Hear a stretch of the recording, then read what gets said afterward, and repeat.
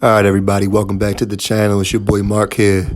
So today's topic I want to discuss is the top individual playoff runs since the 21st century began. So from the year 2000 upwards, we're going to go through the top 10 individual playoff runs since that time period. That's pretty much been the time period from when I started watching basketball, and I want to go through my personal top 10 list of the greatest playoff runs because there's a good handful of them, and we're going to start right here with number 10. All right, so starting with number 10 on my list, I'm going to go with Dirk Nowitzki in the 2011 playoff run. And, of course, some people might say, damn, well, that's low. Dirk Nowitzki, remember, look who he beat that year. Yeah, I know, man. I get it. But once you see the other playoff runs I had before this one, you understand why. Now, when it comes to, the most surprising playoff run, the one that we least expected, yes, the 2011 Dallas Mavericks, they definitely pulled off some upsets that year that we didn't see coming. Not only did they beat the Los Angeles Lakers with Kobe on the squad in the second round, they swept them. That was the surprising part. They swept them. They were able to beat the up-and-coming OKC Thunder team, who I think most people probably expected them to beat that season. But then they went to the finals and they beat the Miami Heat, and the Heat were the favorites. And this Dallas team, it was really a breakthrough year for them because they had some seasons where they had been close. In 2003, they went to the conference finals. 2006, they lost in the finals to the Heat. So this was like revenge for them. 2007, they finished with the best record. Dirk won the MVP, but they got upset in the first round. Each year, they were a playoff team. They were a contender each year for sure. They were the team. They were a team to watch. But even this season, nobody was predicting them to come out on top. Dirk had a unbelievable playoff run that year. He stood out in every series, and he averaged 27.7 points per game in 8 rebounds and shot 48.5% and shot 46% from the three. Now, he only took about 2.5 threes a game, but even still, 46% overall from the three, that's pretty impressive. And of course, he shot 94% from the foul line.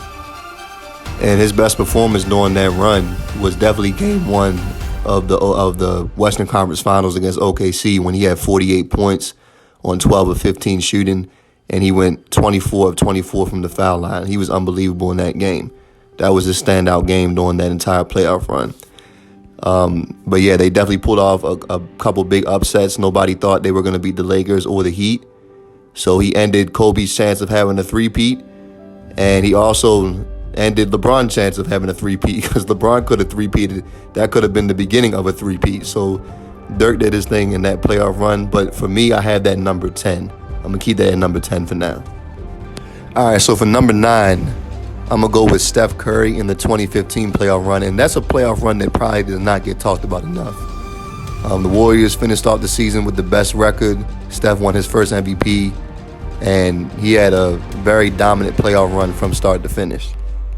Steph in that run averaged 28.5 points per game, 5 rebounds, 6.5 assists, nearly 2 steals, shot 45.5%, shot 42% from 3 while taking 11 threes a game. 11 threes a game, and still maintained a 42% three-point shooting average. Shot a little low for him from the foul line, only about 83.5%. But overall, they were able to dominate throughout those playoffs. In the first round, the Warriors swept the up-and-coming New Orleans Pelicans. Steph had 3 games in that series when he had over 30 points. He had a 40-point game in Game 3 where he hit the shot to send the game into overtime, and also had a 39-point game in Game 4 to close it out. In the Western Conference Finals against the Rockets, he had multiple games over 30, about 3 games over 30 again. In Game 3, he had a 40-point game. He was completely lighting them up. And then he also got injured in Game 4, so that kind of knocked him off his groove a little bit. Even going into the finals that year, he started off a little slow against Cleveland, but he did erupt for a 37-point game in Game 5, which put the Warriors ahead for good in that series. So Steph had a very good playoff run. A lot of people don't talk about it, that first playoff run the Warriors had, but Steph was truly dominant for sure. All right, so going into number 8 now, I'm going to go with Kobe Bryant in the 2009 playoff run. 2009 for Kobe Bryant, where he averaged 30 points per game, 5.5 rebounds, 5.5 assists, shot about 45.5%, 35% from three, 88% from the foul line. So the reason I had this ranked here number 8 ahead of the last two is because this was the year that Kobe Bryant broke through and proved he could win as the lead player on his team without Shaquille O'Neal. And of course, people that remember this run, you remember the game that Kobe had against Utah when they were up 2-1 and Game 4 was in Utah. Kobe just came off having a bad shooting night the night before where he was like 5 of 24. And then he came back and scored 38 points. And he completely just scorched Utah in that game. In Game 2 against Houston in the second round, he ended up going off for 40 points in that game. That's the game where he threw the alley-oop to himself off the backboard. What else? Of course, against the Nuggets, he dominated the Nuggets in the conference finals. He started off that series with a 40-point game. He had multiple 40-point games. He had a 41-point game in Game 3. He closed out the series with 35 points in Game 6. And against Orlando, he averaged 30 points per game and 7.5 assists in that series. He started off that series with 40 points. 4 out of those 5 games, he had over 30 points in that series. So Kobe was at his best in that playoff run. He was able to cap it off with a Finals MVP. And that was his first championship that he won without Shaq to prove that he could do it on his own or as the best player on his team. All right, so going into number 7 now, I'm going to go with LeBron in the 2012 playoff run when he was finally able to break through and capture a championship and redeem himself for his poor performance he had in last year's NBA Finals. So we're talking about LeBron in 2012, averaging 30 a game, 9.5 rebounds, 5.5 assists, almost 2 steals, shooting over 50%. Also shot about, for him, was actually very low. 26% from 3 was very low for him. So about 74 from the foul line. We know that that's not his strongest area, the foul line shooting. But overall, LeBron was able to get the job done. He was dominant in that run. He had many memorable performances in that playoff run as well. In the second round against the Indiana Pacers, they were down 2-1 in that series. And LeBron went off. He had a 40-point, 18-rebound, 9-assist game to tie that series up. And, of course, they went on to win. And then in the conference finals against Boston, he only had one game in that series where he had under 30 points. In that game, he had 29 points. But what he's most remembered for in that series is Game 6 when they were down 3-2 in Boston. And he erupted for 45 points, 15 rebounds in that game. And that was the most focused game I've ever seen LeBron have. He was laser focused from start to finish in that game, and he dominated the Celtics. They ended up blowing them out, and then they closed it out in Game 7. And, of course, he was great in the finals against OKC, where he averaged 28 points, 10 rebounds, 7.5 assists. So that's how he capped off his first championship run, and that's who I have at number 7. All right, so for number 6 on my list, I'm going to go with D. Wade in 2006. And, of course, some people might say, whoa, that's low. That D. Wade should be higher than that. Look, y'all got to let this list play out all the way first before you decide if this should be higher or not. I think sometimes we forget about other playoff runs that's happened. But I do understand. And check this out. If we're just talking about just straight up finals performances, we're just saying not just playoff start to finish, but just finals MVP performances, then yes, D. Wade can be higher. He can be arguably, in the top 3. But we're talking about playoffs from start to finish. So D. Wade in this playoff run, he averaged 28 points per game, about 6 rebounds, 5.5 assists, a little over 2 steals, and a little bit over a block a game. At shooting guard, he averaged a bit over a block a game. So he was bringing it on both ends. And he also shot a little over 49.5%, almost 50% overall. He shot 38% from 3, which is very strong for him, and also shot a little bit over 80% from the foul line, which is very good for him as well. So D. Wade, from start to finish in that playoff run, he had 11 30-point playoff games altogether in the 23 games they played total. In the conference finals, they were able to, I wouldn't say upset the Detroit Pistons, but the Detroit Pistons did have the number 1 seed that year. And D. Wade had three 30-point games against them, and they beat them in 6 games. And then in the finals, after being down 2-0 against Dallas, in the next 4 games, D. Wade had over 35 points each game. He had 2 40-point games. They were able to win 4 straight games, close Dallas out.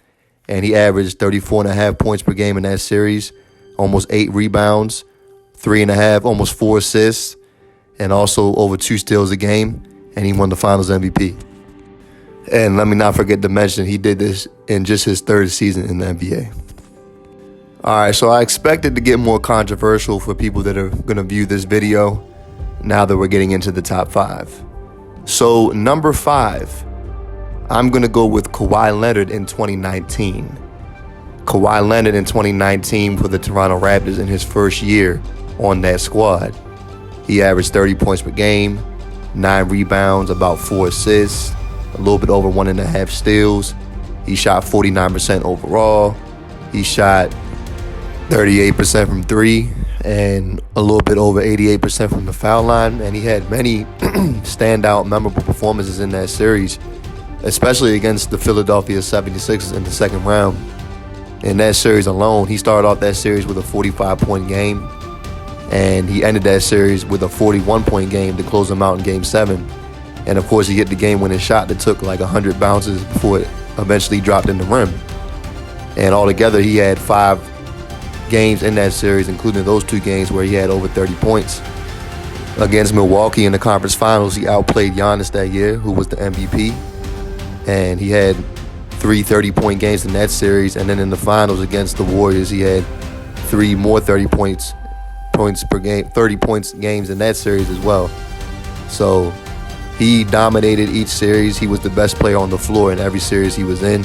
And he was in series with Joel Embiid. He was in series with Giannis, Steph Curry, etc. And he stood tall, and his team won the championship that year.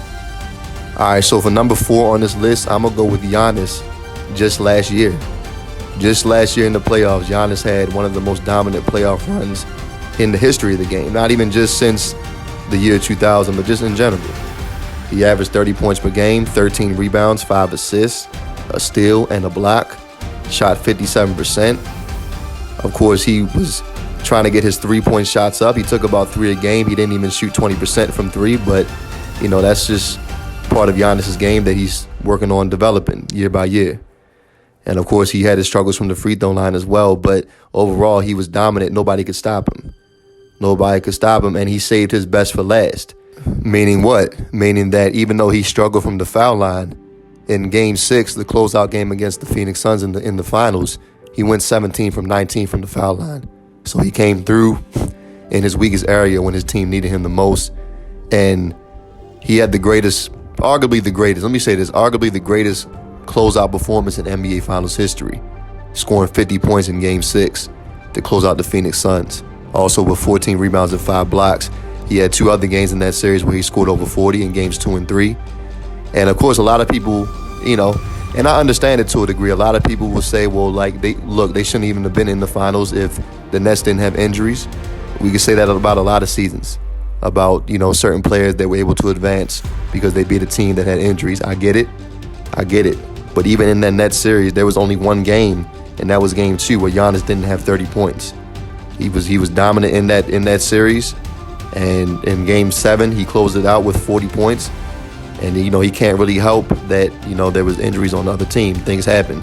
That's not going to take away from how dominant he was in that series and overall in the playoffs. All right, so now we're down to number 3. So for number 3 on my list, I'm going to go with Shaquille O'Neal in the year 2000, and that was Shaq at his absolute peak.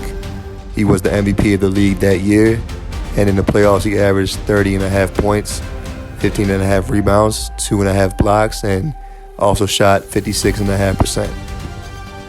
He started off that playoff run against the Sacramento Kings in the first round, Game 1. He had a 46-point, 17-rebound game, and he never had less than 15 rebounds in any game in that series. And then in the next series against the Phoenix Suns, he had 3 games where he scored over 35 points and also had multiple 20-rebound game performances in that series as well. In Game 1 in the conference finals against Portland, which would be their toughest series, that went 7 games, he started off that series with a 41-point game and also had another game in that series where he had a 31-point, 21-rebound game as well. And then in the finals, I'm going to just say this. I'm not even going to do any game-by-game thing for Shaq in the finals. Just know his averages were 38 points, 16 rebounds, 2.5 blocks per game in the finals. So he was just, overall from start to finish, he was just straight up dominant. There was nothing that the Indiana Pacers could do in that final series to stop him. That was one of the greatest, most dominant statistical finals performances in NBA history, no doubt about it. All right, so now we're down to number 2. So number 2 on the list, I have Tim Duncan in the 02-03 playoff run when he led the Spurs to a championship. And in that run, he averaged 24.5 points, 15.5 rebounds, 5.5 assists, 3.5 block shots throughout those playoffs, while shooting 53% overall. And of course, this would be the year that they finally ended the Lakers' run. The Lakers had just repeated, and the Spurs were finally able to knock them off in the second round. And in that series, Duncan averaged 28 points, 12 rebounds, 5 assists. And he was able to close that series out in Game 6 with a 37-point, 16-rebound performance as well. In the next series against the Dallas Mavericks in the conference finals, he was even more dominant. He averaged 28 points again, but this time he averaged over 16 rebounds per game, 6 assists, and also averaged 3 blocks. So each round he kept getting better, and then finally, to top it off in the final round in the NBA Finals against the New Jersey Nets, he averaged 24 points, 17 rebounds, 5 assists, and 5 blocks. And in Game 6 to close out the series, he almost had a quadruple-double. He had 21 points, 20 rebounds, 10 assists, and 8 block shots in that Game 6 closeout game to end the series. All right, man, so we went through a lot of great playoff runs so far. We went through 10 all the way down to 2. And, of course, there only can be one. There can only be one number 1. And on my list, that is going to be LeBron James in 2016, where he averaged 26.5 points per game, 9.5 rebounds, 7.5 assists, 2.5 steals, and 1.5 blocks per game on 52.5% shooting, 34% from 3, and 66% from the foul line. So leading up to the finals, LeBron was very consistent as usual. He didn't have a game where he scored less than 20 points, but he only had one game where he had over 30 points, and that was in the closeout game of the conference finals against Toronto. So he didn't have any standout scoring games leading up into the finals. He had about 6 games where he had double-digit rebounds. He had 2 games where he had double-digit assists. He had one triple-double game against the Toronto Raptors. But it wasn't until the finals where he really just truly, thoroughly dominated in the NBA Finals. And of course, we all know that finals is remembered for them being down 3-1 against the Warriors. After being down 3-1, LeBron in Game 5 went off and had 41 points, 16 rebounds, 7 assists. Then he came back the next game in Game 6 and had another 41-point game, along with 8 rebounds and 11 assists. And then in the closeout game, he closed it out in Game 7 with a triple-double, going for 27, 11, and 11. And he did something in the finals that no other player has done in league history. He led all players on both teams in points, rebounds, assists, steals, and blocks. He led in every major statistical category. So that is why I have him number 1 on this list, for how he was able to consistently dominate throughout the playoffs and really turn it to the next level in the finals and do something that was never done. So that's my top 10 list all time from the 21st century onward. I hope you guys enjoyed, and I thank everybody that subscribed to my channel thus far. Everybody have a blessed day. All glory be to God. Thank you again.